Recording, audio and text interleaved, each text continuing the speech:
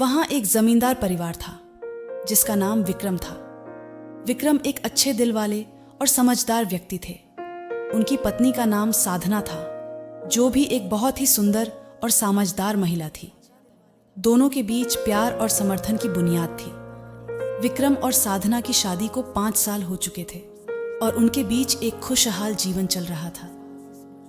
उनके पास एक छोटी सी पारिवारिक धरोहर भी थी, जो उनके जीवन का सबसे बड़ा आशीर्वाद था। परंतु जिंदगी के सफर में कभी कभी अचानक मोड़ आ जाते हैं, जो हमें हमारी निर्धारित राह से हटा देते हैं। एक दिन विक्रम को अपने काम के लिए बाहर जाना पड़ा।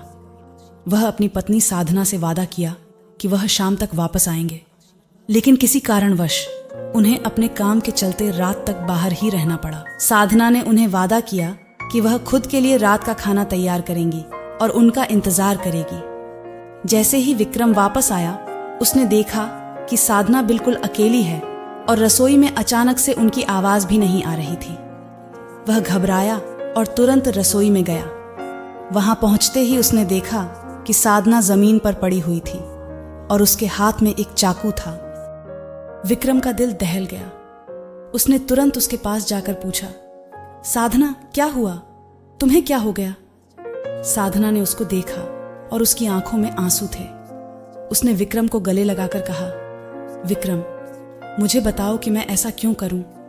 मैं तुम्हें धोखा क्यों देती हूं? विक्रम को समझ में नहीं आया। उसने साधना से पूछा, कौन सा धोखा? तुम किसे क्यों धोखा दे रही हो? साधना ने उसको बताया कि उसने उस दिन काम करते समय अपने मोबाइल पर कुछ चिंता का संदेश पढ़ा था, जिसमें एक अजनबी ने उसे धमकाया था कि वह उनके बच्चों को हानि पहुंचाएगा।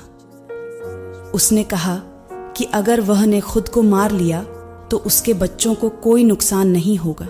विक्रम ने साधना को सुनते हुए उसे गले से और मजबूती से लगाया और कहा, साधना, तुम्हें मुझ पर और हमारे बच्चों पर पूरा भरोसा है ना? साधना ने उसकी आंखों में देखा और मुस्कुराते हुए कहा, हाँ विक्रम, मुझे तुम पर पूरा विश्वास है। विक्रम ने साधना को उठाया और उसे बिस्तर पर बिठाया। उसने उसे धीरे धीरे समझाया कि वह उस धमकी वाले मैसेज को नकारना चाहिए।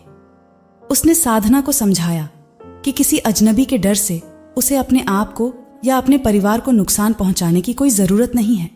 साधना ने विक्रम की बातों को सुना और धीरे धीरे उसका साथ दिया। वह उससे गले लगी और कहा, तुम्हारा ध्यान रखने के लिए धन्यवाद विक्रम, मैं अब ठीक हूं। उसकी आंखों में फिर से जीवन की उसी चमक और उत्साह था जो पहले था। विक्रम ने साधना को बाहर घूमने के लिए कहा ताकि वह थोड़ी देर के लिए खुद को व्यायाम कर सके और फिर घर वापस आ सके। उन्होंने साथ में रात का खाना बनाया और उन्होंने एक दूसरे के साथ संवाद किया। विक्रम ने साधना को समझाया कि वह हमेशा उसके साथ हैं और उसकी समर्थन की जरूरत हो तो हमेशा उसके पास हैं। इस घटना के बाद विक्रम और साधना का संबंध और भी मजबूत हो गया। वे एक दूसरे के साथ संगीन रूप से जुड़े रहे और उनकी प्रेम और समर्थन ने उन्हें हर मुश्किल को पार करने की शक्ति दी। उनका यह संघर्ष सिखाता है कि अगर हम अपने पारिवारिक संबंधों में विश्वास और समर्थन बनाए रखते हैं तो हम हर मुश्किल को पार कर सकते हैं। यह कहानी हमें यह बताती है कि जीवन में हमें हमेशा अपने जो पहले था। विक्रम ने साधना को बाहर घूमने के लिए कहा ताकि वह थोड़ी देर के लिए खुद को व्यायाम कर सके और फिर घर वापस आ सके। उन्होंने साथ में रात का खाना बनाया और उन्होंने एक दूसरे के साथ संवाद किया। विक्रम ने साधना को समझाया कि वह हमेशा उसके साथ हैं